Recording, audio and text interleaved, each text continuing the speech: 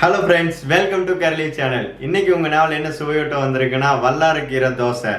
வல்லாரக்கீரை பெரியவங்கல இருந்து குழந்தைங்க வரைக்கும் எல்லாரும் சாப்பிடலாங்க. இத தொடர்ந்து சாப்பிட்டு வரும்போது ஞாபக சக்தி அதிகரிக்குது.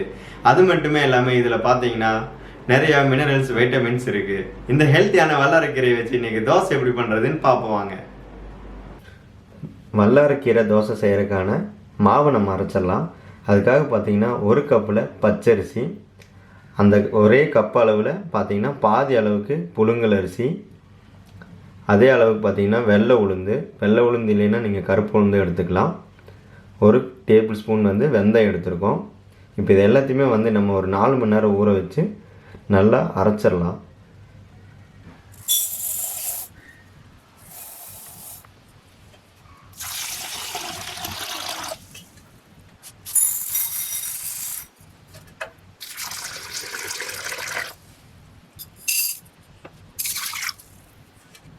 அரிசி, உளுந்து, வெந்தயம் எல்லாம் ஊற வச்சாச்சு. நம்ம ஒரு 4 மணி நேரம் கழிச்சு இதை அரைச்சிடலாம்.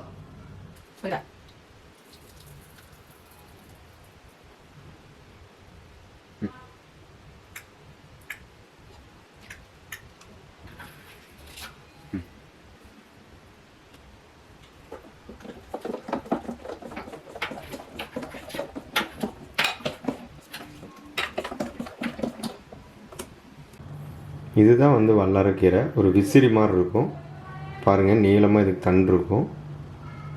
இந்த இலை பாகத்தை மட்டும் நம்ம இப்போ கட் பண்ணி எடுத்துக்கலாம்.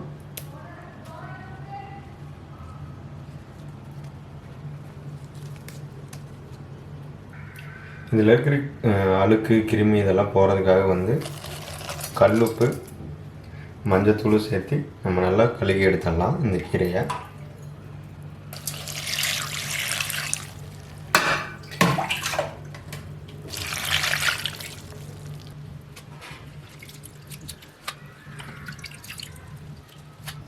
இப்போ நம்ம இந்த கீரை வதக்கணும். அதுக்காக பார்த்திங்கன்னா ஒரு வடைச்சட்டி வச்சு அதில் ஒரு 2 டேபிள் ஸ்பூன் எண்ணெய் சேர்த்திடலாம்.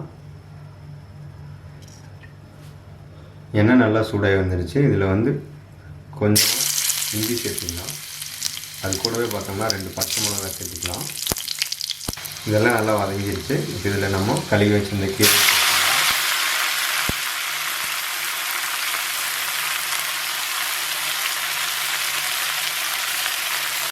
எல்லா கீரையும் இப்போ சேர்த்தாச்சு. இது வணக்கிடலாம். இதில் புளி சேர்த்த வேண்டாம். புளி சேர்த்துனீங்கன்னா இந்த கீரையில் இருக்கிற சத்தெல்லாம் போயிடும். இந்த கீரை நல்லா வதங்கி வந்துடுச்சு. இதில் நம்ம தோசை வாசமாக வர்றதுக்காக கொஞ்சோண்டு மல்லி இலை சேர்த்துக்கலாம். சூடு ஆறுனதுக்கப்புறம் நம்ம அரைச்சிடலாம். இந்த கீரையை இப்போ நான் நல்லா பேஸ்ட்டாக அரைச்சி எடுத்துடலாம்.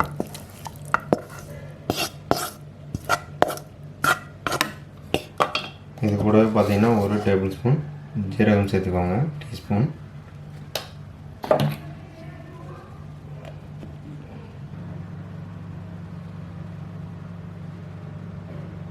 நம்ம அரைச்சி வச்ச மாவு பார்த்திங்கன்னா நல்லாவே புளிச்சிருச்சு.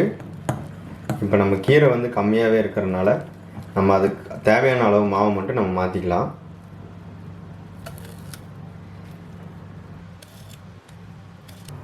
நம்ம எடுத்து வச்ச மாவு கூட நம்ம அரைச்ச கீரையை சேர்த்துடலாம்.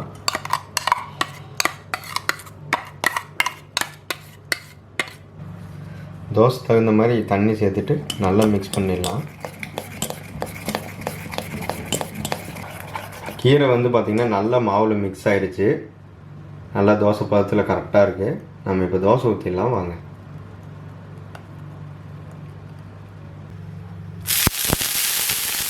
தோசை நல்லா காஞ்சிருக்கு. இதில் நம்ம இப்போ தோசை ஊற்றிடலாம்.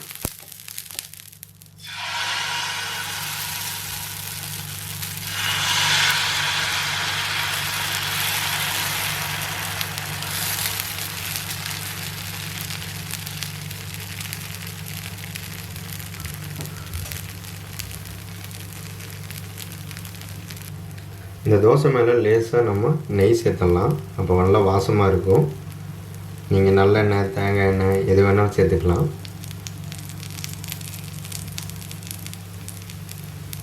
நம்ம தோசை ஒரு சைடு வெந்துருச்சு. இது திருப்பி போட்டு இன்னொரு சைடு வேக வச்சிடலாம்.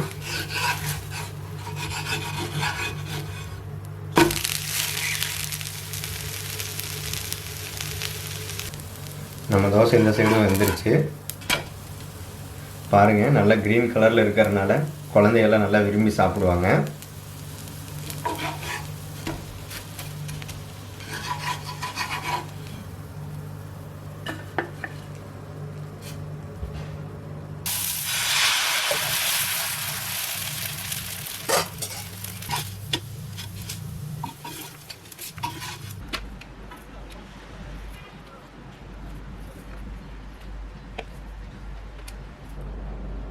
ஹெல்த்தியான வல்லாரக்கீரை தோசை இப்போ ரெடி ஆயிடுச்சுங்க. இந்த ஹெல்த்தியான வல்லாரக்கீரை தோசையை நீங்களும் உங்கள் வீட்டில் ட்ரை பண்ணி பாருங்கள். இந்த வீடியோ பற்றி சஜஷன் ஃபீட்பேக் ஏதாவது எனக்கு கீழே கமெண்ட்டில் சொல்லுங்கள். இந்த வீடியோ பிடிச்சிருந்தா லைக் பண்ணுங்கள், ஷேர் பண்ணுங்கள், மறக்காமல் எங்கள் கர்லி சேனல் சப்ஸ்கிரைப் பண்ணுங்கள். மீண்டும் ஒரு நல்ல வீடியோவில் சந்திப்போம். தேங்க்யூ.